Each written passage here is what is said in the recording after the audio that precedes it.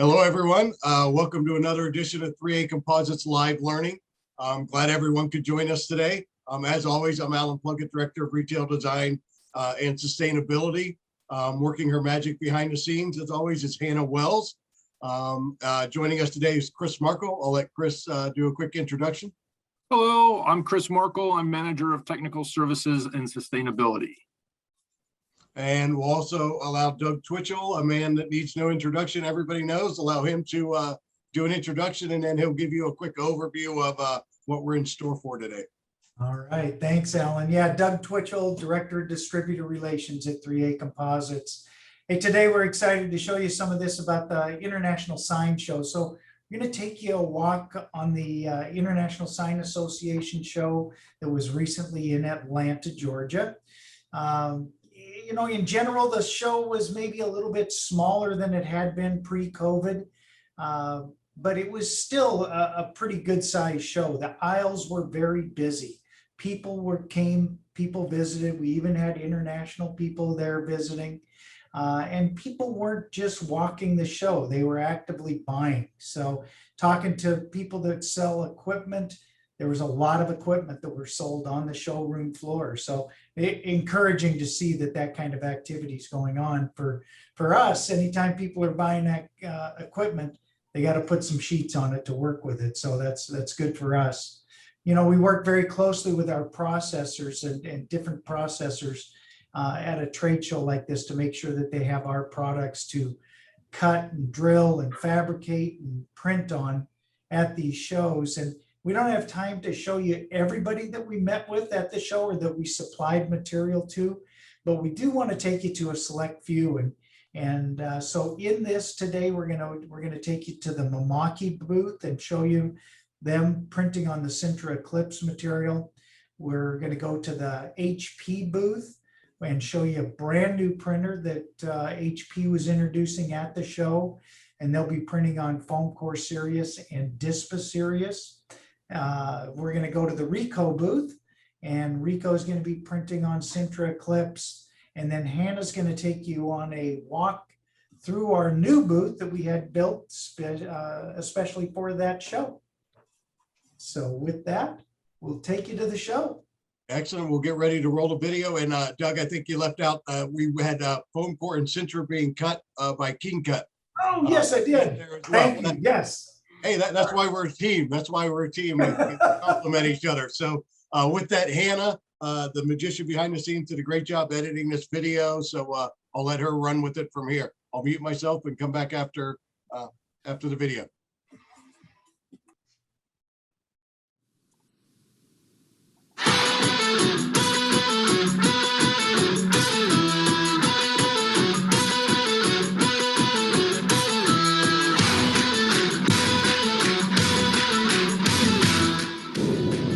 Hello and welcome to another edition of 3A Composites Live Learning. As always, I'm Alan Plunkett, Director of Retail Design and Sustainability. Today we're here in Hotlanta at the Convention Center at ISA 2022, and we're going to show you a bunch of different ways 3A Composites products can be processed. All right. Hi. Hey, so Markle here, 3A Composites. I'm here with Hugo with Milwaukee, and we're about to take a look at the JFX 600-2513 printing the Sintra Eclipse. How's it going, Hugo? Good, how are you? Good. Thanks for joining us. Yeah, so as you said, we're printing on the JFX 600. This is great for large signage like this. Has a 4x8 print area. And this machine is right now, we're printing at 2,100 square feet an hour, which is about 67 beds per hour. So it's very high velocity, accurate, you know, full color. You have really nice, accurate, high resolution imaging. Nice. What's the picoliter? This one is 7 to 14 variable dot picoliters. Okay. Yeah. Nice. Very cool. So you get a real fine print, real small ink droplets and all that good stuff. I believe you can do about down to a 4-point font readable. Wow, that's impressive. Yeah. And how has it been printing the Sintra Eclipse during the show?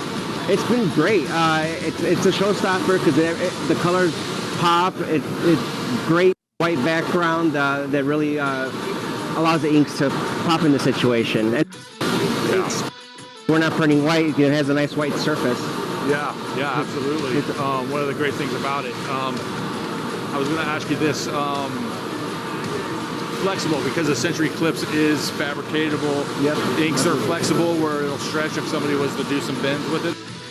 Absolutely. Here at the show, we're printing with LUS 150. We have 3 inks available. The 150 has a 50% stretchability, which allows for high flexibility. So if you are doing your V cuts on the back and folding it, it's perfect grade. You're not going to get any cracking or any kind of damage through that. Oh, that's great. But, yeah, and we also have the 120 available for this that does 170% stretch. Wow, that's a lot. That's great. So these are highly flexible, very versatile inks. Yeah, for sure. Absolutely. Awesome. So there it is. It's done in the time that we've been talking. And let me see if I can lift it. So we have our industrial.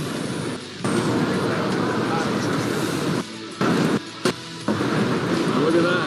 We have, and this is a 4-pass print, so you're doing the 67 an hour at this rate. Wow, that's awesome. All right, hey everybody, Chris Markle, 3A Composites. I'm here with Jen with Keemcut, and we're going to demonstrate the Keemcut steel track wall cutter or freestanding cutter with some Centra and some foam core. All right, so first up, we're going to be working with a piece of Centra here, and this piece of 3mm thick. Some of the question you're getting is not getting a clean cut. One of the reasons that could be for is either a dull blade, you feel it when you're struggling through there, or another is you're going too fast. Just to kind of show a little bit of an exaggeration here for the video, I'm going to do kind of what you're going to sound you're going to hear. Oh, yeah, you get that tearing sound. That ripping sound. Yeah. And as you see, now it looks kind of like it's just been completely chewed up. So these are the cuts that you're getting. And this is with your the Keemcut medium duty blade. Medium duty blade, okay. So when we start this, you want to do slow, consistent pressure. Okay. So as you see, you're just going to want to kind of push. You'll go through, and now you're not hearing that ripping sound. Yeah. And you're allowing the blade to do the work. Oh, I look see at that. That's so much smoother. Then. Yeah, beautiful, clean cut. No pun intended. Another tool that you can do, especially when you're working with a 3mm, and maybe you want to be able to go a little bit faster, is using the twin mill tool. And the nice thing about that is the shear effect.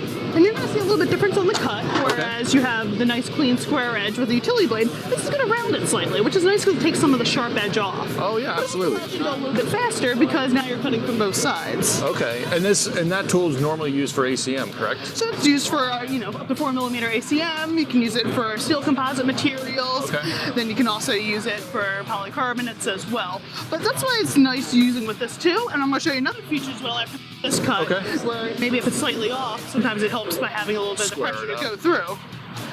So now we can go a little bit faster. We're not running through it.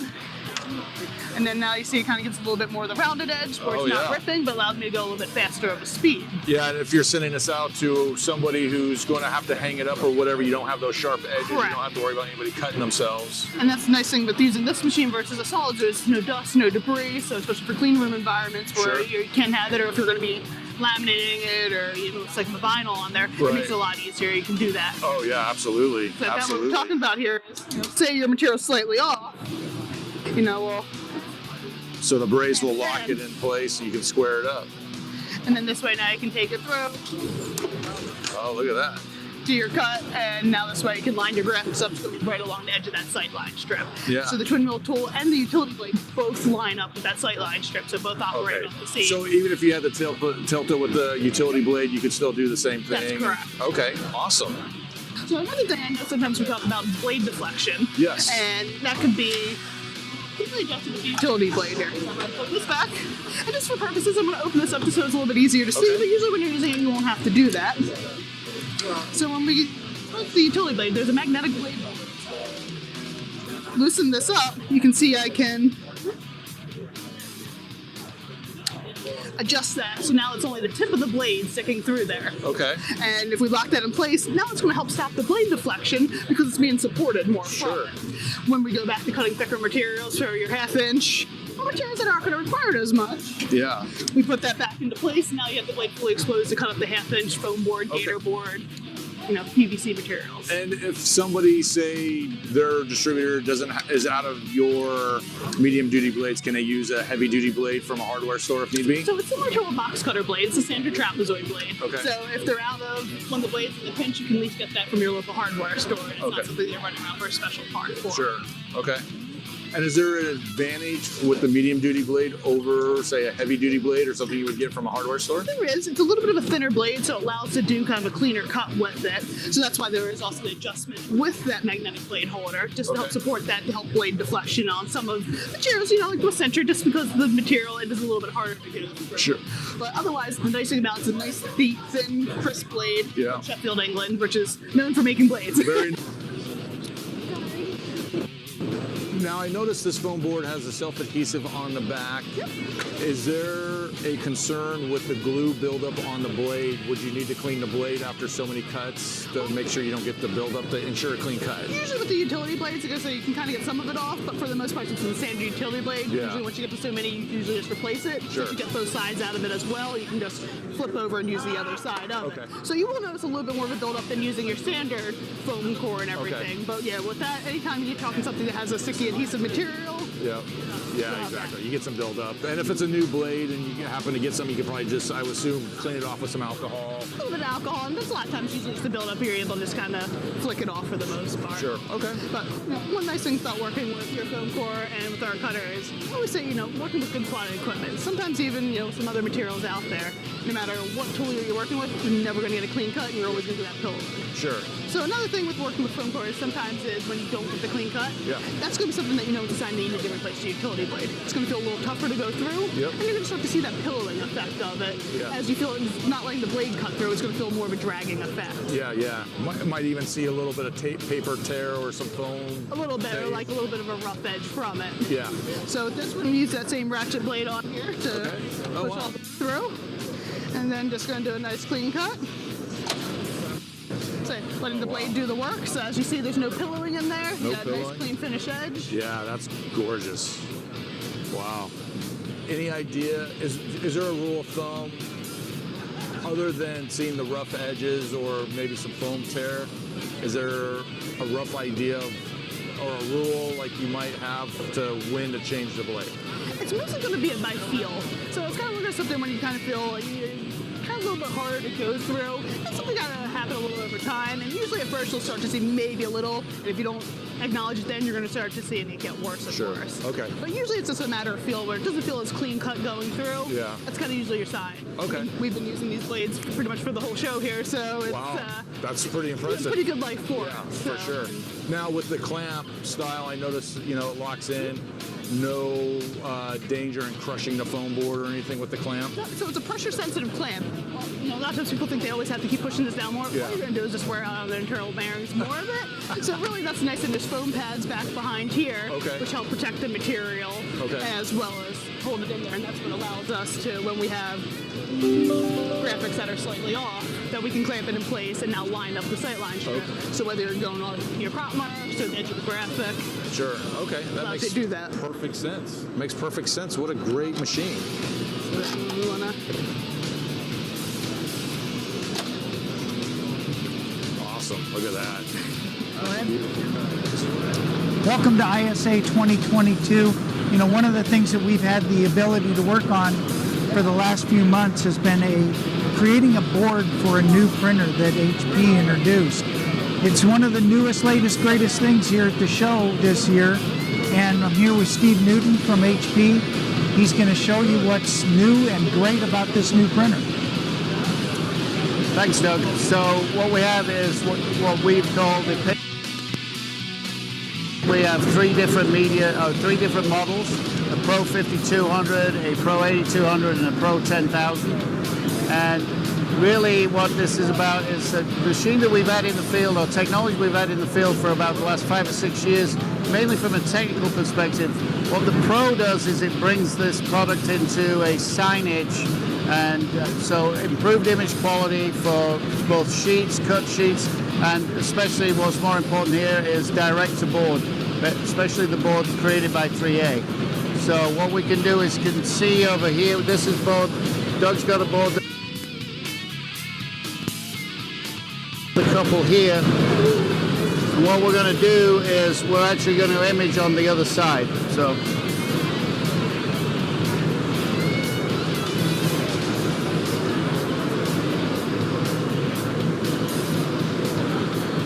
while we're doing that, part of the reason we did this is because ever since we introduced the PageWide Excel technology, we've been asked, can we print pictures? Can we do double-sided? So we improved the image quality by changing the print head. It's the same ink formulation, but you'll see great is actually built this product using HP Color Pro technology, so it's designed to use less ink, get you better vibrancy, although on this not so much, but on this one gives you better color, better looking color, and for actually a cost savings on the ink usage. So it's really been a good partnership in the sense of 3A working with HP to create a product that actually is going to be useful in the market. Awesome. Thank you, Steve. Great product. You can see the speed of the printer. It's unbelievable. Close to 40 inches wide, so sheet goes right through and prints. Great, vibrant prints.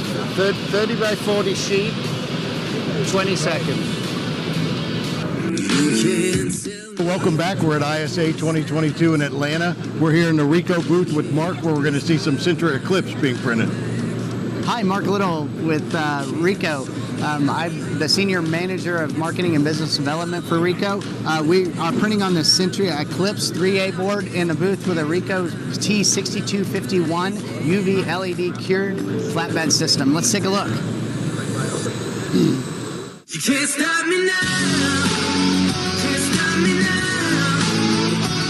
My feet have come too far for you to tie them to the ground. You can't stop me now.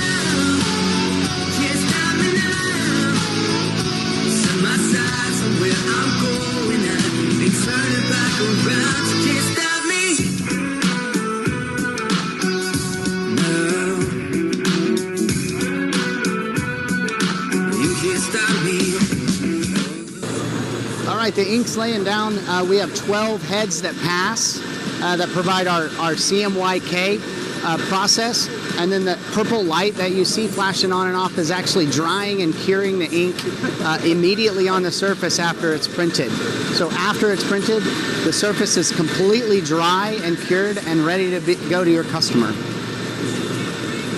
Okay, well, thanks, Mark. And this is exciting to see this great printing on the Sintra Eclipse materials. So, Mark, showing at the show, the show's been pretty good for you? Yeah, it's been a great experience. First of all, it's great to be back together again. I can't say it enough. It sounds a little cliche, but I think it goes to show how many people came out. We were really busy in the booth. And it's a great place to come and see not only printing equipment, but substrates, anything you need is available at a show like this. So we want to thank ISA for putting it together, and it's good to be back. Ricoh goes a step beyond some of these shows, and we have customer experience centers, kind of like a demo center. We actually have one close by in Tucker, Georgia. We also have another flagship center in Boulder, Colorado, really serving both sides of the country. Those centers really showcase all our equipment, and you can actually bring materials, or we can provide materials to see what our equipment does on those materials. So a complete circle of capability end user or your client base needs. Right.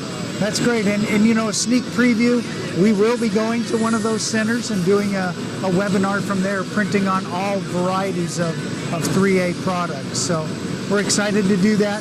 We never thought we'd miss trade shows 3 years ago. Nobody would have ever thought we'd miss them, but we did. So it is good to be back. Come out with your hands up. Come out with your hands up. Sweetness is amazing. My white flag is waving. Baby, now you tell me the truth. ISA was also an exciting show for 3A because we are able to debut our new booth that's been in the works since 2019. With this being the first display and graphics show in over 2 years, we designed an iconic travel destinations theme in order to celebrate the ability and desire to be traveling again by featuring 8 well-known and popular places to visit. We felt this would be a shared emotion and something relatable to most, if not all, attendees that made the trip. We showcased these iconic travel destinations on our iconic brands, including Foam Core, Sintra, Gator Foam, and Dbond, emphasizing the longevity and proven performance that our materials bring to the market and highlighting the various ways these products can be used.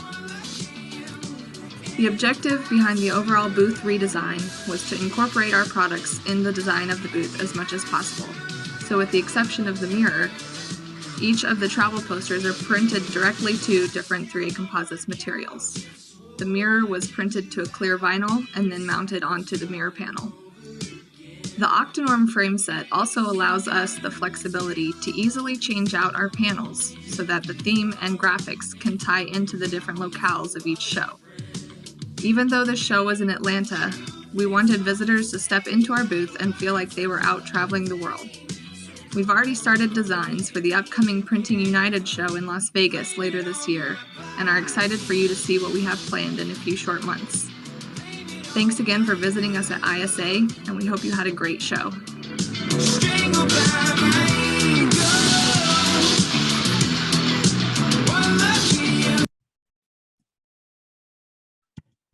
All right, welcome back, everyone. I want to give a special shout out to a few cameos, appearances in that video from some of our 3A composite fellow people. I saw Brooke Morris in the beginning, Steve Anderson, Chuck, kind of like watching a little Hitchcock movie, you know, where you get that little personal cameo in the beginning. So thank you for them for being there.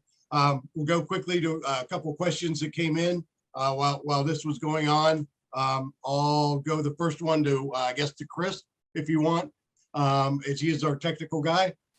First question came in is, how similar are printing methods for Sintra Eclipse and Sintra?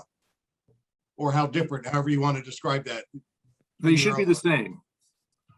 Even though the type 1, the Sintra Eclipse, you're printing to a type 1 PVC as opposed to an expanded PVC, the setting should be minor, if at all. You know, if anything, any change in setting is likely going to come from the lamps.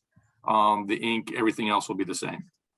Okay, cool. For either Doug or Chris on this one, I'll try to paraphrase it. I think I understand what they mean.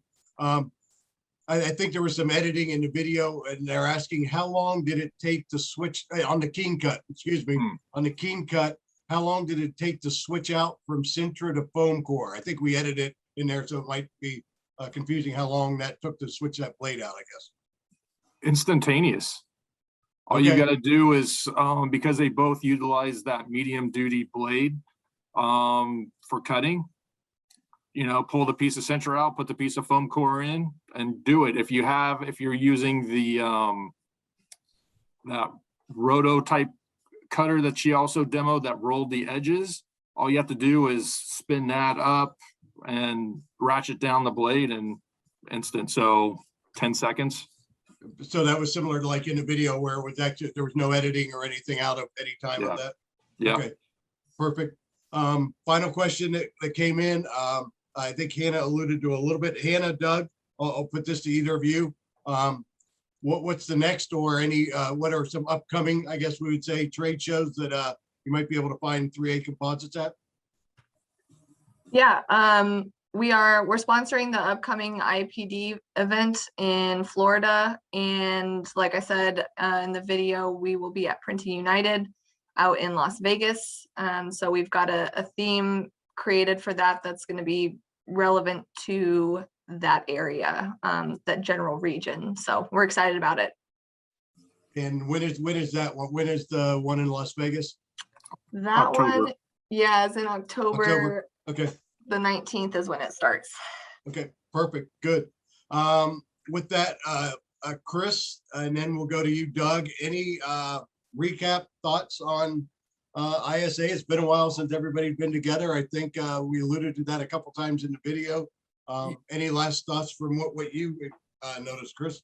I thought ISA was a great turnout. You know, there was 3A product definitely around between cutters and printer manufacturers across the board. So there's a nice turnout there.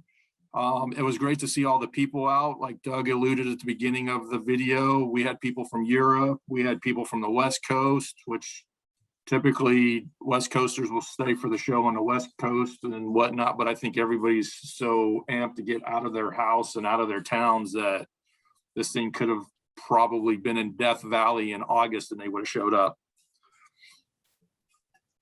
I think, you know, I'd like to thank everybody that spent some of their time with us creating that video, the people from Keemcut and such. Really, really nice of them to do. I think our marketing department did a fantastic job of getting product into the hands of processors. So everybody walking that show was able to see 3A composites material being cut and printed and fabricated. So I think that was great. I think the other thing that I really recognized, and I mentioned this earlier, is people weren't just, this wasn't a boondoggle. People weren't just walking the show. People were there to buy. They were interested in product. I don't think we've had very many shows where we haven't had to pack up samples to bring them home, and we didn't have anything to pack up. People were really interested in products. And so I think from that standpoint, it's exciting to see that people are active again, businesses are investing, and you know, we should see the rewards from all of that. Yeah, I echo what both of you said completely. The only thing I would add is I was really impressed with the investment and effort that companies that were exhibiting put into this show. They really were ready to come all out. First time I've seen that. I've been to a couple shows during the pandemic or close to post-pandemic where the effort wasn't quite the same. The effort put into booths by Zoom and other manufacturers out there was phenomenal. And then maybe I'm a little biased. The video was great, but didn't really capture what our booth looked like in its debut from a visual perspective when you're there, the size of it. And Chuck and Hannah did an amazing job of getting that put together and designing the new booth. Can't wait to see it at Print United. But an outstanding job by everybody that exhibited, not just 3A Composites, but our booth is really special. So if you get a chance to get out and see that at Print United in October. So I'll ask our audience, any last questions? Throw it in the chat, put your hand up. Otherwise, I think they came in during while the video is running. So I guess with that in mind, I'll say thanks for joining us on another edition of 3A Composites Live Learning, and we'll see you next time. Thanks for joining us.